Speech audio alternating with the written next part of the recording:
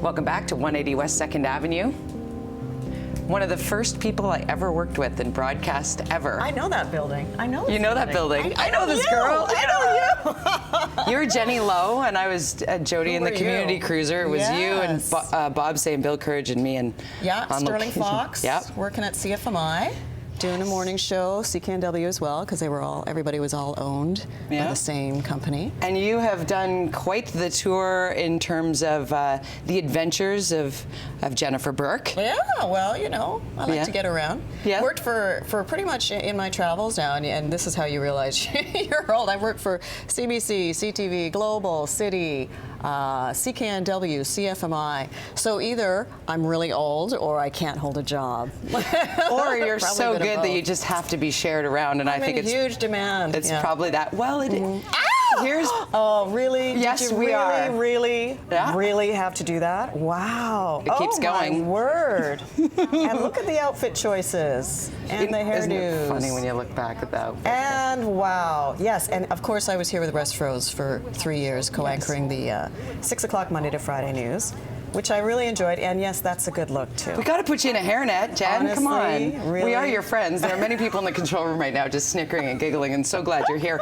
But we're glad you're here to moderate tonight's big debate. It is BC Debate 2013, and it is quite an honor to be asked to do something like this, is it not? Ask me after tomorrow. You know, ask me tomorrow morning. But no, I was flattered to be asked, and I think part of the reason why I was asked is because I'm not living in BC anymore. I work for a CTV news channel, but on a national scale, and so I am very impartial, not affiliated too much with any of the local BC stations anymore. But I do know a lot of the people. I know a lot of the players.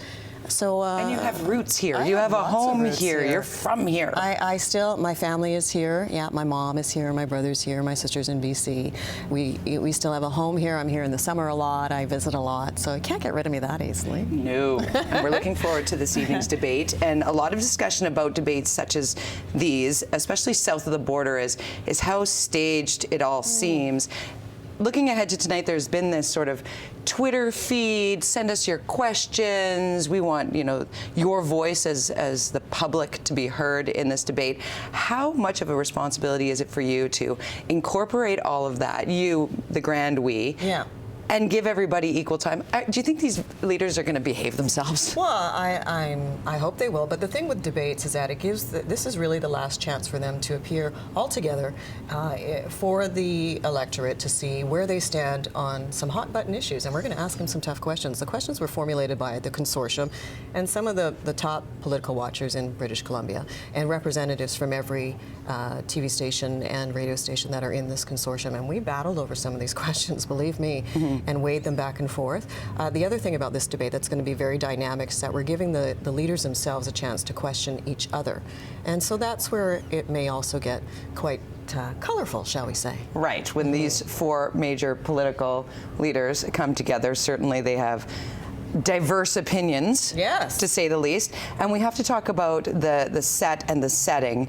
It is an intense environment, because they are all jockeying for position, because we've seen how much one debate can profoundly change an election. Well, for those who are as old as I am, perhaps not as old as you are, 1991 was key, because that's when Rita Johnson and Mike Harcourt were the Socreds and the NDP, and Gordon Wilson, who was the head of the Liberal Party back then, which was a party in obscurity at that time, and he went to court to get included in the debate. So now there are three leaders in the debate, and during the debate, while Harcourt and Rita Johnson were going back and forth at it, Gordon Wilson said, "Look at this, British Columbians. This is why nothing gets done in the legislature." And boom, that was a turning point. Now, is that going to happen tonight? Who knows? Maybe. Who knows? But what it does show is that, like it or not, debates can be pivotal moments in a election campaign. Absolutely. So, the expectation tonight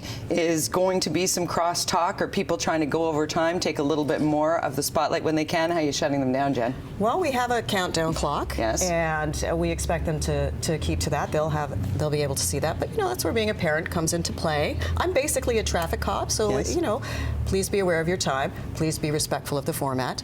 Please stop talking.